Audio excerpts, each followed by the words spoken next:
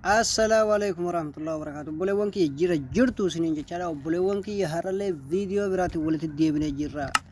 Akkam nagaa keessanii fayyaadha jirtu jajjabaatu. Obboleewwan kiyya viidiyoon har'a isin agarsiisu viidiyoo appilikeeshina ajaa'ibaa Zeenii firii Jawwii firii mobaayilii 39 ka 60 hunda isiniif dalagu jechuudha. Aappiin kun isa kana obboleewwan kiyya. Hayyee obboleewwan kiyya aappii kana piilistoora keessaa argattan jechuudha. Aappii kana piilistoora keessa seentanii ni argattan. Hayyee obboleewwan kiyya aappii kana buufatuudhaaf piilistoora keessanirra deemtanii jechuudha. Akkuma asirratti argaa jirtan kana itti barreeffattan jechuudha. Hayyee obboleewwan kiyya aappii yeroo gadi buufattanitti jechuudha. Gad buufattanii wanni isinirraa eegamu hin jiru jechuudha. Wanni isin dalagdan hin jiru. Aappiin akka ajaa'ibaa kanatti isin dalagamu. Waan isin galuu qabu jechuudha. Appilikeeshina kana keessaa kunillee ni dalaga kunillee ni dalaga kunillee ni dalaga. Aappiin kun hundi isaatu akka ajaa'ibaa dalaga jechuudha. Kan inni isin agarsiisu immoo ani har'a isa kana jechuudha. Isa kanaan isin agarsiisa. Hayyee obboleewwan kiyya aappiin ni seentan jechuudha. Aappii yeroo seentanitti arma ol dhuftaniitti tuttuqaa sadeen tana tuttanii abdeetii gootan jechuudha.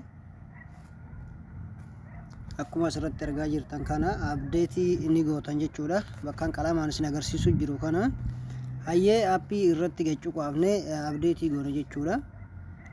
Saniin booda obboleewwan kiyya Zeenii firii warri barbaadan akira gadiirra jira jechuudha. Jawwii firiidha kan dalagu.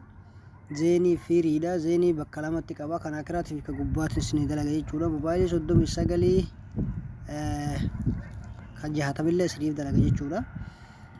Warri shari'aa kana qabdanii shari'aa kanarratti akka ajaa'ibatti isiniif dalaga firii jechuudha. Warri shari'aa kana qabdanii akkasitti obboleewwan kiyya anamma ka gadii akara gadii kana filadhee ka gubbaadhaa gubbamatti dhiise jechuudha. Rakkoon qabu ka gubbaatti akkuma asirratti argaa jirtan kana ani kanuma gubbaa kanarratti dhiise keessaa baha jechuudha. Xayyib obboleewwan kiyya aappiin kun akka ajaa'ibatti dalaga mee dalasiise haala loolumaanii akkuma asirratti argaa jirtan gaa obboleewwan kiyya aappiin akka ajaa'ibaa kanatti dalagaa. Obboleewwan kiyya warri na jalatti argamtan guutuun keessan laayikii sabskraayibii warri haaraa dhuftan sabskraayib nu gochuudhaan nutti dabalamaan isiniin ja'a. Obboleewwan kiyya guutuun keessan warroonni jadiida dhuftan sabskraayib godhuudhaan nutti dabalamaadha. Kan na jala jirtanis ammoo laayikii sheerii naaf gochuu hin dagatinaadha. Obboleewwan kiyya aga viidiyoo biraatiin walitti deebinutti assalaamu alaikum warahmatullaahi wabarakaatuh.